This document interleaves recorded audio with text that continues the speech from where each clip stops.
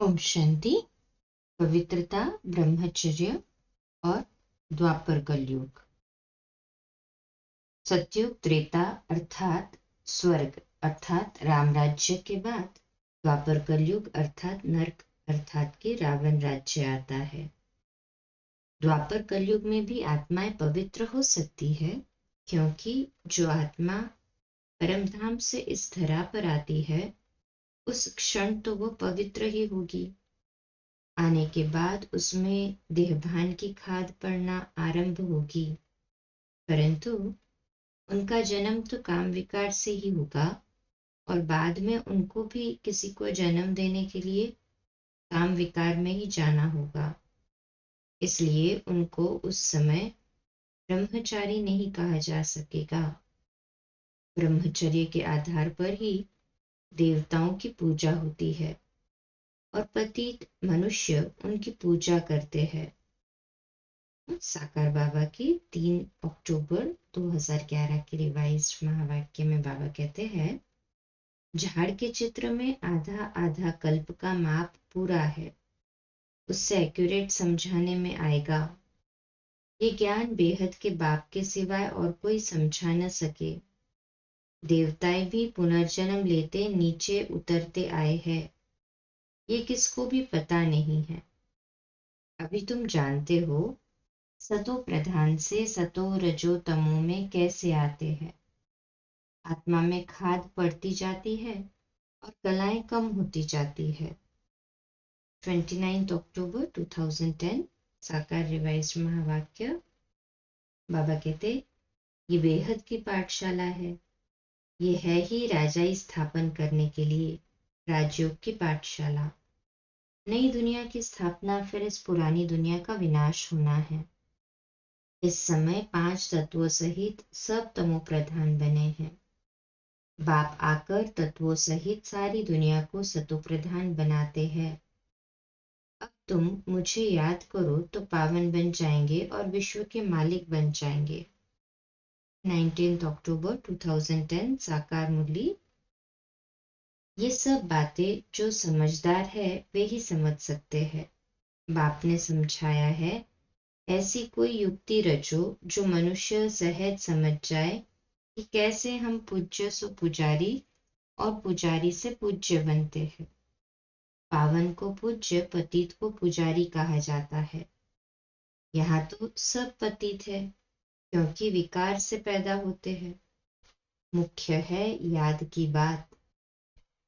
पवित्रता, ब्रह्मचर्य और पुरुषोत्तम संगम युग। संगम युग पर ही ज्ञान सागर बाप आकर पवित्रता और अपवित्रता का यथार्थ राज बताते हैं और आत्माओं को पवित्र बनने के लिए ज्ञान देते हैं और राजयोग सिखलाते हैं। इसलिए उनको पतित पावन कहा जाता है। पवित्रता और ब्रह्मचर्य का यथार्थ ज्ञान और महत्व वे आत्माएं ही समझती है जो परमात्मा के डायरेक्ट बच्चे बनते हैं और परमात्मा के दिव्य कर्तव्य में सहयोगी बनते हैं। पवित्रता के आधार पर ही परमात्मा पुरानी दुनिया से नई दुनिया की कलम लगाते हैं। पवित्रता और ब्रह्मचर्य के आधार पर आत्माएं संगम युग में परम शांति, परम शक्ति, परमानंद और परम सुख का अनुभव करती है। अपवित्रता आत्मा में सतयुग से ही आना आरंभ हो जाती है, जबकि ब्रह्मचर्य का खंडन अर्थात विकारीपन द्वापर से आरंभ होता है। ये ज्ञान भी संगम युग पर ही होता है। 8 मार्च 2011 की साकार मुरली रिवाइज। बाबा कहते हैं, देवताओं के शरीर तो पवित्र निर्विकारी है, वे है पूज्य। यथा राजा रानी तथा प्रजा पूज्य है। यहाँ सब है पुजारी।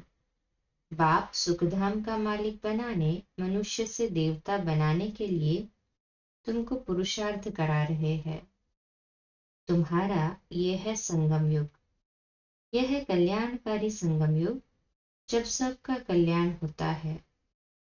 बाप सबको रावण की जेल से छुड़ाते हैं। इसलिए उनको दुखहर्ता सुखकर्ता कहते हैं।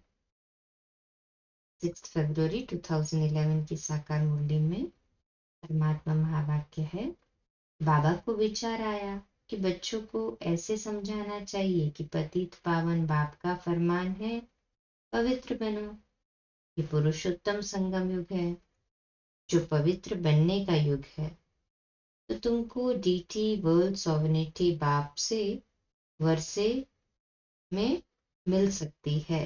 प्योरिटी बाबा से वर्षे में ही मिलती है हमारे को। योग बल से अपने को तमो प्रधान से सतो प्रधान कैसे बनाओ, वह बाप बतलाते हैं।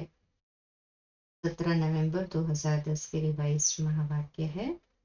बाबा कहते, अभी ये पुरुषोत्तम संगम युग है, इसको नवयुग नहीं कहेंगे, संगम को संगम युग ही कहा जाएगा। यह है पुरुषोत्तम संगम युग। जबकि पुरानी दुनिया खत्म हो, नई दुनिया स्थापन होती है। सबसे उत्तम दैवी गुण पवित्रता है। तब तो मनुष्य देवताओं के आगे जाकर माथा टेकते हैं। ये सब पॉइंट्स धारण उनकी बुद्धि में होंगी जो सर्विस करते रहते हैं। कहा जाता है, धन दिए धन न फूटे। अच्छा, ओम शांति। कल सुबह अमृत वेला मेडिटेशन 3:30 से 4:30, मुरली क्लास प्रातः 4:45 बजे और रात्रि क्लास 8:45 बजे। ओम शांति।